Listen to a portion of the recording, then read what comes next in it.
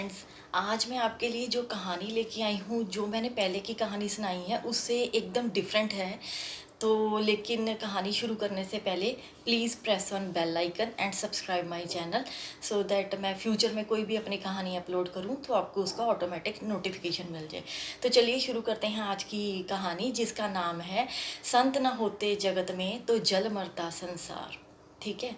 तो ये जो एक कहानी है, ये है एक जेल खाने के ऊपर। जो एक चार व्यक्ति होते हैं, तो वो कहते हैं कि वो हमेशा लोगों का भला करते हैं। तो वो उन्होंने सोचा क्यों ना हम जेल में जाएं और देखें लोगों का जीवन कैसा है। अगर हमसे कोई वहाँ पर कोई भलाई का काम हो जाए तो सबसे बढ़िया है। तो उन्होंने क्या किया कि वो एक जेल में गए। तो उन्होंने देखा कि लोग वहाँ पर बहुत दुखी हैं। जो पहला बंदा था उसने कहा कि यहाँ पर पानी पीने के लिए बिल्कुल भी पानी नहीं है, तो क्यों ना मैं इनके लिए थोड़ी चीनी मंगवा दूँ, थोड़ा ठंडा पानी मंगवा दूँ, शरबत में उसमें मिलाकर इनको ठंडा शरबत पिलाऊं तो ये लोग खुश हो जाएंगे। तो फिर उसने ऐसा ही किया। जो दूसरा व्यक्ति था उसने सोचा इनको खाना जो है, जो रोटी मिलती है, इनको बाजरे की रोटी मिलती है, तो क्यों ना मैं इनको कनक मंगवा दूं और साथ ही बहुत सारी स्वीट्स मंगवा दूं ताकि इनको खाने के लिए अच्छा खाना मिल सके और इनको आनंद आए खाने में। तो तीसरा जो बंदा था उसने सोचा मैं इनके कपड़े बिल्कुल भी अच्छे नहीं हैं, तो क्यों ना मैं इनको कपड़े अच्छे खरीदवा दूं। तो वो उनके लिए बहुत अच्छे अच्छे कपड़े लेके आया। अब जो एक और व्यक्ति था वहाँ पर, उसने सोचा कि क्यों ना मेरे पास इस जेल की चाबियाँ हैं, क्यों ना मैं इनको जेल की चाबियाँ दे दूँ या दरवाज़ा खोल दूँ। तो उसने क्या किया, जेल के सारे दरवाजे खोल दिए और उन्हें कहा कि अब आप लोग आज़ाद हो। तो आप लोग समझ सकते हो ना माय फ्रेंड्स कि सबसे अच्छा काम किसने किया, भले का काम किसने सोचा, जिसके पास की थी, है ना। तो ये सबसे अच्छा काम उसी बंदे ने किया। तो उन्होंने दरवाज़ा खोल दिया और उनको आज़ाद किया। और आप जानते हैं ये मैंने जो आपको कहानी सुनाई है, इसके पीछे क्या मेरा मकसद है। इसके पीछे ये है कि ये जो दुनिया है ये एक जेल खाने की तरह ही है। हमें रोज़ अच्छी अच्छी चीज़ें मिलती रहती हैं, कभी हम कुछ लेते हैं, कभी कुछ लेते हैं, हम इन्हीं चीज़ों में फंसे रहते हैं, हम इन्हीं चीज़ों में बिज़ी रहते हैं। ठीक है। लेकिन इस संसार से जाने के लिए हम सोचते ही नहीं कि हम यहाँ इस दुनिया में क्यों आए हैं और हमें क्या करना चाहिए। और ये हमें जो चाबी है ये किससे मिलेगी। ये चाबी जो है हमें पूर्ण गुरु से मिलेगी। लेकिन हाँ, मुझे कईयों ने क्वेश्चन भी किया था, मेरी फ्रेंड्स ने, कि ये पूर्ण गुरु क्या होते हैं, इसके ऊपर भी आप कभी कुछ बोलिएगा। तो आज मैं उसी के ऊपर ही आपको थोड़ा सा कुछ बताने जा रही हूँ।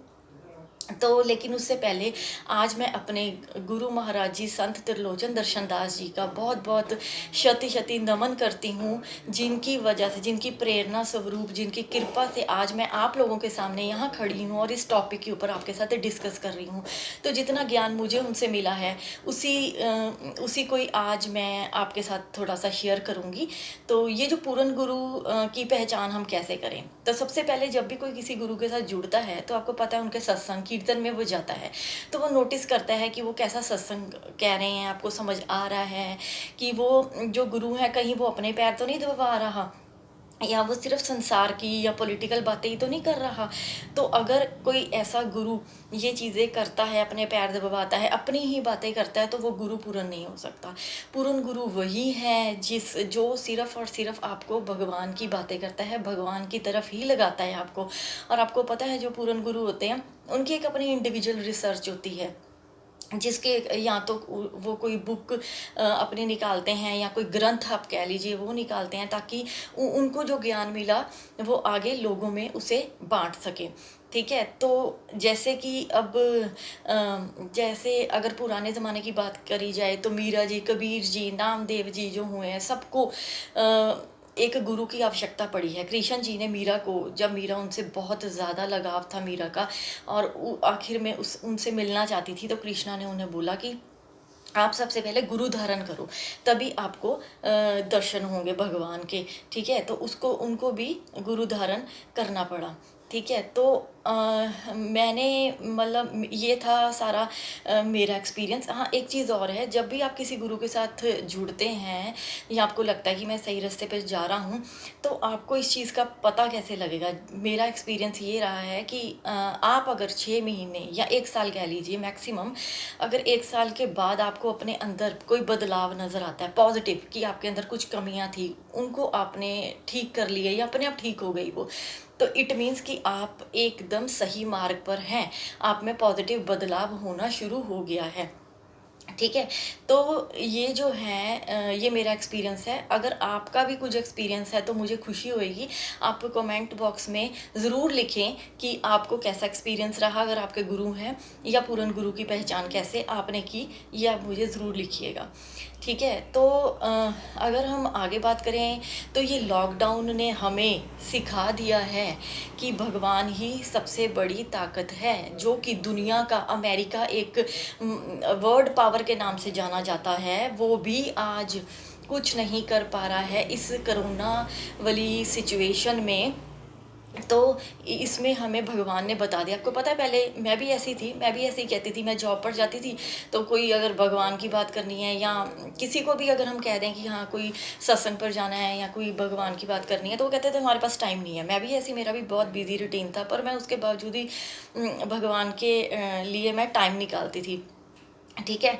तो जैसे कि ये कहा जाता है कि अपनी सैलरी का 10% जो है आपने भगवान को देना है, ये उनका हिस्सा है। ऐसे ही दिन का जो 2.5 घंटे हैं, वो नाम सिमरन, आपने जो नाम दीक्षा अपने गुरु से ली है, वो उसके लिए आपको टाइम देना ही है। ये उनका इसके ऊपर हक है पूरा। और आपको पता है, जैसे कि मैंने सुना है कि जैसे इस्कॉन वाले जो हैं वो 16 माला डेली करते हैं। तो एक दिन क्या हुआ, मैंने कहा चलो मैं भी करके देखती हूँ 16 माला का कितना, मतलब मैंने जो अपना नाम लिया हुआ था अपने गुरु से, वो मैंने 2.5 घंटे किया। और आपको पता है ये जो 16 माला है, ये 2.5 घंटे में पूरी कंप्लीट हो जाती हैं। तो बेसिकली हर एक जो धर्म है या हर एक जो भी भगवान की तरफ आपको लगाना चाह रहा है, तो उनका कहने का मकसद यही है कि दिन के 2.5 घंटे आपने भगवान को देना है। प्लस जो आपने अर्ली मॉर्निंग उठना है, वो आपने जैसे 3 बजे उठ रहे हो या 4 बजे उठ रहे हो, जितनी देर भी आपसे बैठ के भगवान का नाम लिया जाता है, आप ज़रूर लें। क्योंकि वो टाइम सुबह का ऐसे है कि जिसमें आपको कोई फ़ोन नहीं आएगा, कोई आपको डिस्टर्ब नहीं करेगा, कोई घर की घंटी नहीं बजेगी। ठीक है? तो और लास्ट में मैं यही कहूँगी कि ये जो दुनिया है, ये एक जेल खाने की तरह ही है, जिसमें हम फंसे हुए हैं। ये हमें सोचना है कि हम इस दुनिया में क्या करने के लिए आए हैं। क्या हम बच्चे पैदा करने, क्या हम नौकरियां करने, या यही सब करने के लिए आए हैं? मैं ये नहीं कह रही कि हम नौकरी नहीं करेंगे, बिजनेस नहीं करेंगे, हमें अपना घर चलाने के लिए ये सब करना पड़ेगा, पर हमें टाइम निकालना पड़ेगा साथ ही भगवान के लिए भी। ठीक है? तो मैं उम्मीद करती हूँ आपको आज की ये कहानी पसंद आई होगी। Thank you, take care.